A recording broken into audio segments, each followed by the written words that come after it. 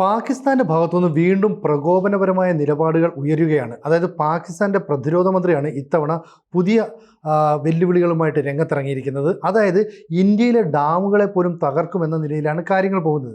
അതായത് സിന്ധു നദീജല കരാർ നമ്മൾ ഏകപക്ഷീയമായി അതിൽ നിന്ന് പിന്മാറുന്നു. അതോടുകൂടി പഞ്ചാബ് ഉൾപ്പെടെയുള്ള പ്രവിശ്യകളിലേക്കുള്ള ജലത്തിൻ്റെ ഒഴുക്ക് നിൽക്കുന്നു. ഈ സിന്ധുവിൻ്റെ പോഷക നദിയായ ജലം നദിയിലെ വെള്ളവും നമ്മൾ അണകെട്ടി സംരക്ഷിക്കുന്നു. അപ്പം ഈ മേഖലയിൽ നമ്മൾ പുതിയ അണക്കെട്ടുകൾ നിർമ്മിക്കാനും പുതിയ കനാലുകൾ നിർമ്മിക്കാനും ഒക്കെ പദ്ധതി ഇട്ട് കഴിഞ്ഞു. സ്വാഭാവികമായും ഇത് പാകിസ്ഥാൻ അറിഞ്ഞു. ഇതറിഞ്ഞപ്പോഴാണ് ഖ്വാജ ആസിം എന്ന് പറയുന്ന അവിടുത്തെ പ്രതിരോധ മന്ത്രി പറയുന്നത്, അങ്ങനെ ഒരു ഡാമെങ്കിലും നിർമ്മിക്കാൻ ഇന്ത്യ ശ്രമം തുടങ്ങിക്കഴിഞ്ഞാൽ ഓരോ കല്ലായി ഞങ്ങൾ ഇളക്കി തെറിപ്പിച്ച് കളയും, അല്ലെങ്കിൽ നശിപ്പിച്ച് കളയും. വലിയൊരു ഭീഷണിയാണ്. അതായത് ഇന്ത്യ ഒരു ഡാം കെട്ടിയാൽ ആ ഡാമിനെ പോലും നശിപ്പിക്കും എന്ന് പറഞ്ഞാൽ ഇന്ത്യൻ ഭാഗത്ത് കനത്ത നാശനഷ്ടം വേണമെങ്കിൽ ഉണ്ടാക്കാൻ ഞങ്ങൾ തയ്യാറാണ്, ഞങ്ങൾ സജ്ജമാണെന്നാണ്. അപ്പം നമ്മുടെ ഭാഗത്ത് പല ഡാമുകളുണ്ട്. അപ്പോൾ ഈ ഒരു ഭീഷണിയെ അവലോകനം ചെയ്യുകയാണെങ്കിൽ നമ്മുടെ ഡാമുകൾക്ക് നേരെ ഇവർ ആക്രമണം നടത്തും. അപ്പോൾ ഒരു രാജ്യത്തിന് നേരെ ആക്രമണം നടത്തുകയാണെങ്കിൽ അവിടുത്തെ ഡാമുകളെ നശിപ്പിച്ചാൽ ഉണ്ടാകുന്ന ഒരു കാഷ്വാലിറ്റി എത്ര വലുതായിരിക്കുമെന്ന് ചിന്തിച്ചു നോക്ക്. ഇപ്പം തന്നെ സിന്ധു നദിയിൽ ആ വെള്ളം പാകിസ്ഥാനിൽ കിട്ടുന്നില്ല എന്ന് പറഞ്ഞ വലിയ പ്രശ്നമൊക്കെ പാകിസ്ഥാൻ ഉണ്ടാക്കി. ആ സമയത്ത് കശ്മീർ മേഖലയിൽ വലിയ മഴ പെയ്തപ്പോൾ നമ്മൾ ഉറിയിലെ ഡാമുകളുടെ ഷട്ടർ തുറന്നു. ഇതോടുകൂടി ഈ സിന്ധുവിൻ്റെ പോഷക നദിയെ ജലത്തിലൂടെ വെള്ളം കുത്തിയൊലിച്ച് പാകിസ്ഥാനിലേക്ക് ചെന്നു. ജനവാസ കേന്ദ്രങ്ങൾ, അതായത് പാക് ഒക്കുപ്പൈഡ് കാശ്മീർ മേഖലയിലെ ജനവാസ കേന്ദ്രങ്ങളിലേക്ക് അപ്രതീക്ഷിതമായിട്ട് വെള്ളം ഒഴുകി ചെല്ലുകയാണ്. അവിടുത്തെ ജനങ്ങൾക്ക് പെട്ടെന്ന് മാറിപ്പോകേണ്ടി വന്നു. കൃഷിയിടുന്ന പാടങ്ങളിലേക്ക് ഈ വെള്ളം കുത്തിയൊലിച്ച് ചെന്നു. അങ്ങനെ കൃഷി വ്യാപകമായി നശിച്ചു. അപ്പോൾ നമ്മൾ ഇത്തരത്തിലുള്ള ആക്രമണം അല്ലെങ്കിൽ ചില നീക്കങ്ങൾ നടത്തിയപ്പോൾ നമ്മൾ കെട്ടിപ്പൊക്കാൻ പോകുന്ന ഡാമുകളെ തകർക്കുമെന്നാണ് ഖ്വാജ ആസിം എന്ന് പറയുന്ന പ്രതിരോധ മന്ത്രി പറയുന്നത്. അപ്പോൾ തുടർച്ചയായി ഈ രീതിയിലുള്ള പ്രകോപനം ഉണ്ടാക്കുന്നു. ഇതിനിടയിലാണ് ഒരു പാക് BSF ഭടൻ നമ്മുടെ രാജ്യത്തേക്ക് നുഴഞ്ഞു കയറാൻ ശ്രമിച്ചത്. ഇയാളെ ഇന്ത്യൻ സൈന്യം പിടികൂടുകയുണ്ടായി.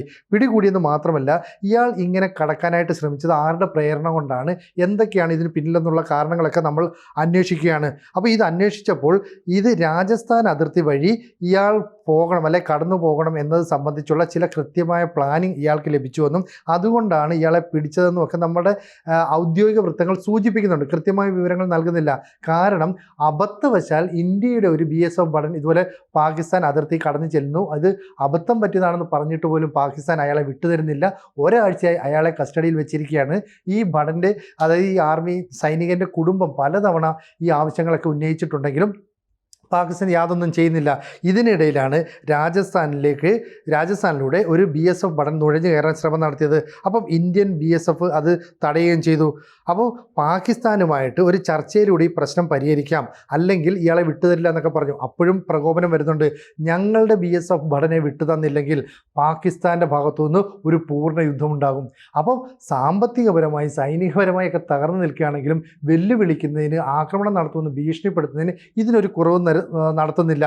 മാത്രമല്ല, ഇപ്പം മറ്റൊരു കാര്യം കൂടി പുറത്തു വരുന്നു. അതായത് ഈ പഹൽഗാം ആക്രമണത്തിൻ്റെ മുഴുവൻ സൂത്രധാരൻ എന്ന് പറയുന്നത് പാകിസ്ഥാൻ്റെ സൈനിക മേധാവിയായ അസിം മുനീർ ആയിരുന്നു. ഈ അസിം മുനീർ ഇത്തരത്തിലുള്ള ഒരു ഓപ്പറേഷൻ്റെ പ്ലാനിങ് നടത്തിയപ്പോൾ ഇന്റർ സർവീസ് ഇൻ്റലിജൻസ് എന്ന് പറയുന്ന പാകിസ്ഥാൻ്റെ ചാര സംഘടന അതിനെ എതിർത്തു. ഇത്തരത്തിലൊരു നീക്കം ഇപ്പോൾ നടത്താൻ പാടില്ല. പക്ഷേ ഈ അസിം മുനീർ അത് കേട്ടില്ല. കാരണം ഇയാൾക്ക് വ്യക്തമായ പ്ലാൻ ഉണ്ടായിരുന്നു. ഭാവി കാലത്ത് പാകിസ്ഥാൻ്റെ നിയന്ത്രണം തൻ്റെ കയ്യിൽ വരണമെന്നും അതിനുവേണ്ടി ഇത്തരത്തിലുള്ള ചില ഓപ്പറേഷൻസ് നടത്തണമെന്നും കരുതി. ഇതിന് ചൈനയുടെ പൂർണ്ണ പിന്തുണ നൽകി. അതുകൊണ്ടാണ് പഹൽഗാം ആക്രമണ സമയത്ത് ആ തീവ്രവാദികൾ ഉപയോഗിച്ചു എന്ന് കരുതിയ നാവിഗേഷൻ സിസ്റ്റവും ചൈനീസ് നിർമ്മിത ഈ സാറ്റലൈറ്റ് ഫോണുമൊക്കെ നമ്മുടെ കൈവശം കിട്ടിയത്. അപ്പോൾ ചൈനയുടെ പിന്തുണയോടുകൂടി പട്ടാള അട്ടിമറി നടത്തി അവിടുത്തെ ഭരണകൂടത്തെ മാറ്റി അസീം മുനീറിന് ഒരു പ്രതാപശാലിയായ ഭരണാധികാരിയായി മാറാൻ ആഗ്രഹമുണ്ടായിരുന്നു. ഇതിന് ഏക തടസ്സം എന്ന് പറയുന്നത് ഇമ്രാൻഖാനെ അനുകൂലിക്കുന്ന കുറച്ച് പട്ടാള മേധാവികളും പട്ടാള ഉദ്യോഗസ്ഥരും ആർമിയിലുണ്ട്. അപ്പോൾ ഇവരെ കൂട്ടിയിണക്കിക്കൊണ്ട് മുന്നോട്ട് പോകാൻ കഴിയാത്തതുകൊണ്ട് പഹൽഗാം എന്ന് പറയുന്ന സ്ഥലത്ത് ഒരു അറ്റാക്ക് നടത്തുന്നു. ഇതിന് 2 ദിവസം മുമ്പ് പ്രവാസി പാകിസ്ഥാൻകാർ പങ്കെടുത്ത ഒരു യോഗത്തിൽ വെച്ച് ഖുറാനിലെ സൂക്തങ്ങളൊക്കെ ചൊല്ലിക്കൊണ്ട് പാകിസ്ഥാൻ്റെ പാരമ്പര്യം അവരിലേക്ക് പകർന്നു നൽകാൻ ശ്രമിച്ചു. അപ്പോൾ മറ്റ് പാക് ഇൻ്റലിജൻസ് മേധാവികളിൽ നിന്ന് വ്യത്യസ്തമായി, അല്ലെങ്കിൽ പാക് സൈന്യാധിപരിൽ നിന്ന് വ്യത്യസ്തമായിട്ട് ഒരു തീവ്ര റാഡിക്കൽ ഇസ്ലാമിൻ്റെ നിലപാടുകൾ സ്വീകരിക്കുന്ന ഈ അസീം മുനീറിനെ ഈ ISI അതുപോലെ തന്നെ പാകിസ്ഥാൻ ചെല്ലും ചെലവും കൊടുത്ത് വളർത്തുന്ന തീവ്രവാദ സംഘടനകളൊക്കെ ഇരു കൈയും നീട്ടി സ്വീകരിക്കാറുണ്ട്. മാത്രമല്ല ഈ ISIയുടെ തലപ്പത്ത് 8 മാസം മാത്രമേ ഇയാൾ ഇരുന്നുള്ളൂ. ഇമ്രാൻഖാനുമായുള്ള അഭിപ്രായ വ്യത്യാസം കൊണ്ട് സ്ഥാനമെല്ലാം ഉണ്ടായതാണ്. പക്ഷേ ആ കാലയളവ് കൊണ്ട് തന്നെ ISIയിൽ വലിയ ബന്ധങ്ങളും വേരോട്ടങ്ങളും ഒക്കെ ഉണ്ടാക്കി. അതുകൊണ്ടാണ് ഇത്തരം ഒരു നീക്കവുമായി അസിം മുനീർ മുന്നോട്ട് പോയപ്പോൾ ISI പറഞ്ഞത് ഇപ്പോൾ ഈ ചെയ്യുന്ന പ്രവൃത്തി അബദ്ധമാണെന്ന്. പക്ഷേ മുൻ പാകിസ്ഥാൻ ആർമി ഉദ്യോഗസ്ഥനായ ആദിൽ രാജ ഇക്കാര്യം വളരെ വ്യക്തമായിട്ട് പറയുന്നുണ്ട്. ഈ പറയുന്ന ഒരു പേഴ്സണൽ ഇൻട്രസ്റ്റിന് വേണ്ടി, അതായത് അസിം മുനീറിൻ്റെ പേഴ്സണൽ ഇൻട്രസ്റ്റ്, ഒരു വ്യക്തി താല്പര്യത്തിന് വേണ്ടിയിട്ടാണ് ഇത്തരം ഒരു ആക്രമണം നടത്തിയത്. ഇന്ത്യ എങ്ങനെ തിരിച്ചടിക്കുമെന്ന് അറിയില്ലായിരുന്നു. അപ്പോൾ ഈ ആക്രമണത്തിന് ശരിക്കും പറഞ്ഞാൽ പങ്കാളിത്തം വഹിച്ച, അല്ലെങ്കിൽ ഇതിന് നേതൃത്വം വഹിച്ചതെന്ന് പറഞ്ഞാൽ ഹാഫിസ് സെയ്ദ് എന്ന് പറയുന്ന ഇന്ത്യയുടെ ഈ നൊട്ടോറിയസ് ടെററിസ്റ്റ് ലിസ്റ്റിൽ ഒന്നാമതായിട്ടുള്ള വ്യക്തിയാണ്. ഇയാൾക്ക് സഹായവുമായി നിന്നത് സൈഫുള്ള കസൂരിയാണ് ദ റെസിസ്റ്റൻ്റ് ഫ്രണ്ട് എന്ന് പറയുന്ന ഈ ലഷ്കർ-ഇ തോയ്ബയുടെ പ്രോക്സി സംഘടനയുടെ തലപ്പത്തിരിക്കുന്നത്. ഒപ്പം മൂന്നാമത്തെ വ്യക്തി എന്ന് പറയുന്നത് പാകിസ്ഥാനിലെ പാരാ കമാൻഡറായി ജോലി ചെയ്തിരുന്ന ഹാഷിം മൂസയാണ്. ഈ ഹാഷിം മൂസയാണ് പഹൽഗാം ആക്രമണത്തിൽ സൂത്രധാരൻ, അല്ലെങ്കിൽ അവിടുത്തെ ആക്രമണങ്ങളിൽ മുഖ്യ പങ്ക് വഹിച്ചത്.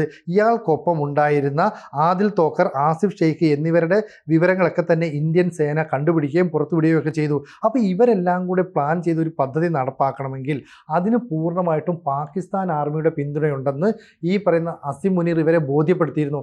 അതുകൊണ്ടാണ് 1.5 വർഷം മുമ്പ് പാക് പാരാ മിലിറ്ററി ഫോഴ്സിൽ അംഗമായിരുന്ന ഈ കമാൻഡറായ ഹാഷിം മൂസ നേരെ കാശ്മീരിലേക്ക് നുഴഞ്ഞു കയറാൻ ശ്രമിച്ചത് 1.5 ആഴ്ചയ്ക്കുള്ളിൽ തന്നെ, അല്ലെ ഒരു 1.5 ആഴ്ച കൊണ്ട് ഈ പഹൽഗാമിലും ചുറ്റുമൊക്കെ അവിടെ എത്തിച്ചേരുകയും തദ്ദേശവാസികൾക്കൊപ്പം വേഷപ്രച്ഛന്നരായിട്ട് അവിടുത്തെ പദ്ധതികളെക്കുറിച്ച് ചില ആസൂത്രണങ്ങളൊക്കെ നടത്തുകയും ചെയ്തു.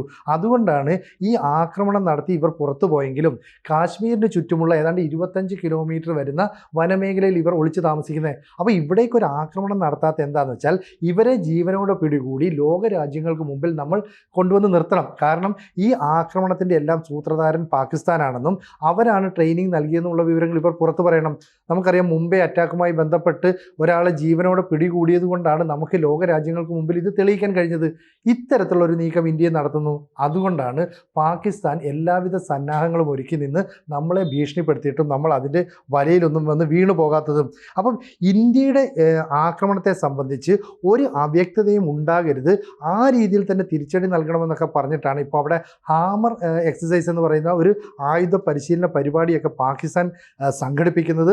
ഇതിന് കൃത്യമായിട്ട് നമ്മളും മറുപടി നൽകുന്നുണ്ട്. നമ്മൾ ഈ UPയിലെ ഹൈവേയിൽ യുദ്ധവിമാനങ്ങൾ ഇറക്കുന്നു. അതുപോലെ തന്നെ നമ്മുടെ കപ്പലുകളൊക്കെ യുദ്ധത്തിന് സജ്ജമായി നിൽക്കുന്നു എന്ന് പറയുന്നു.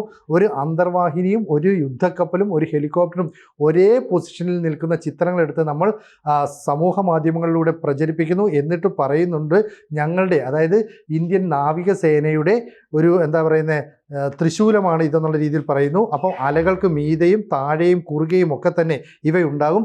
ഇത്തരത്തിലുള്ള ഒരു മുന്നേറ്റവുമായിട്ട് നാവികസേനയും പോകുന്നുണ്ട്. എന്തായാലും പാകിസ്ഥാൻ തുടർച്ചയായി നമ്മളെ ഭീഷണിപ്പെടുത്തിയെങ്കിലും നമ്മൾ അതിനൊന്നും ഭയക്കുന്നില്ല.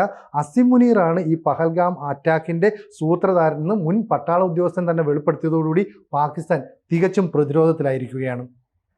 കൂടുതൽ വാർത്തകളും വിശേഷങ്ങളും നിങ്ങളിലേക്ക് എത്താൻ ABC മലയാളം സബ്സ്ക്രൈബ് ചെയ്യുക, ബെൽ ബട്ടണും അമർത്തുക.